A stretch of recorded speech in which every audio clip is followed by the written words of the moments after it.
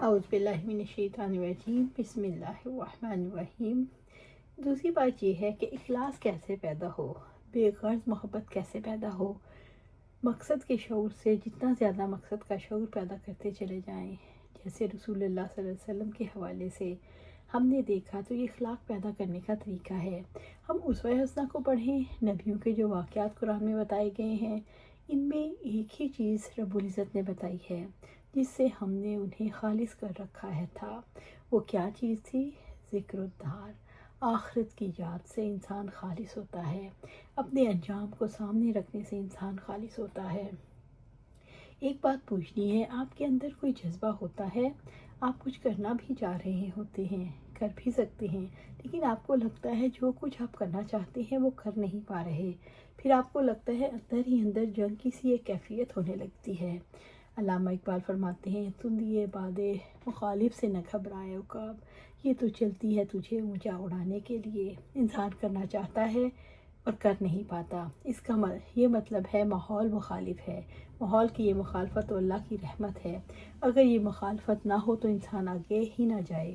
اس لیے نبیوں کے لیے اللہ تعالیٰ فرماتے ہیں، وَكَذَلِكَ جَعَلْنَا لِكُلِّ نَبِيٍّ عَدُوًّا شَيْطَانَ الْإِنسِ وَالْجِنِّ، ہم نے تو اسی طرح ہر نبی کا شیطان جنوں اور شیطان انسانوں میں سے دشمن بنا دیا۔ وہ شیاطین کیا کرتے ہیں، یہ بات اہم ہے، یہ پورا پیکیج ہے۔ اللہ تعالیٰ فرماتے ہیں، جو ایک دوسرے پر خوش آئین باتیں دھوکے اور فریب کے طور پر القاء کرتے ہیں، اگر تمہارے رب کی مشیت یہ ہوتی کہ وہ ایسا نہ کریں تو کبھی نہ کرتے، پھر تم انہیں ان کے حال پر چھوڑ دو کہ اپنے دھوکے اور افتراء پر دادیاں کرتے رہیں۔ اس کا مطلب کیا ہے؟ پرواہ نہیں کریں کہ کون کیا کہتا ہے، آپ اپنا کام کریں اور جو رکاوٹیں آتی ہیں ان کو برداشت کریں۔ جتنا برداشت کریں گے آپ ایک قدم اور آگے چلے۔ ترقی کا راستہ یہی ہے۔ جب کوئی کام نہیں ہوتا پھر آپ اپنے آپ کو مجرم محسوس کرتے ہیں، کرنا بھی چاہیے، کام نہیں کیا تو مجرم ہی ہیں۔ اب اس جرم کے احساس سے کون نجات دلا سکتا ہے؟ پچھتاوے میں رہنا چاہیے، جو کام ذمہ ہے اس کا کام کو پورا کرنا ہے۔ اللہ تعالیٰ کا کام ہے، جس طرح سے باقی کام ہیں اسی طرح یہ کام بھی ہم نے کرنا ہے۔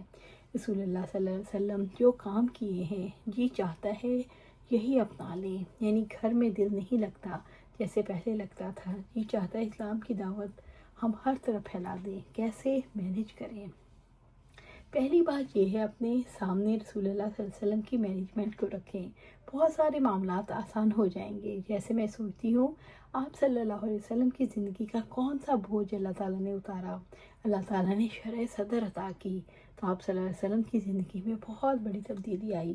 مثلاً آپ صلی اللہ علیہ وسلم تاجر تھے، بہت اچھا کاروبار کرتے تھے، جو متاثر ہو گیا۔ آپ صلی اللہ علیہ وسلم کے گھر میں کھانا بھی نہیں بن سکتا تھا، پھر تبدیلی آئی تو حضرت خدیجہ رضی اللہ عنہا کا مال بھی ختم ہو گیا۔ آپ صلی اللہ علیہ وسلم کی پوری زندگی اسی طرح لگنی شروع ہوئی، تو بیلنس تو آپ صلی اللہ علیہ وسلم قائم کرتے تھے، لیکن ایسا نہیں جیسا لوگ چاہتے تھے۔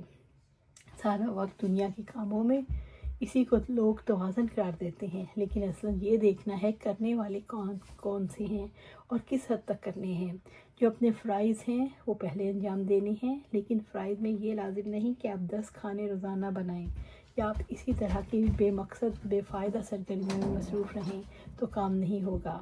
کہیں تو کٹ لگانا پڑتا ہے، ضرورت کے کام ہوں گے، غیر ضروری چھوٹیں گے تو وہ بڑا ضروری کام ہوگا، اس کو مینیج کر لیں۔ یہ فوراً ممکن نہیں ہوتا، انسان آہستہ آہستہ سوچتا ہے پھر بہتری کی طرف جاتا ہے۔ یہ باتیں طے کر لینی چاہیے، پتہ لگنا چاہیے، یہ میرے فرائض ہیں، یہ کام ہے جو میں نے گھر کے افراد کے لیے کرنی ہے، رشتہ داری کے جوڑنے کے لیے کرنی ہے، اور یہ میں نے اللہ کے دین کے لیے وقت نکالنا ہے۔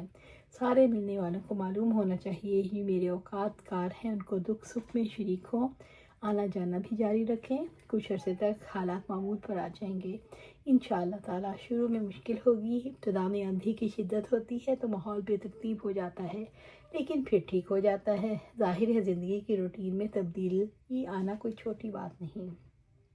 اللہ سبحانہ تعالیٰ سے دعا ہے میں قرآن و سنت پر عمل کرنے کی توفیق دے، اس پر جما دے اور جنت الفردوس کے اعلیٰ مقام پر اپنے پاس گھر عطا فرمائے، آمین یا رب العالمین۔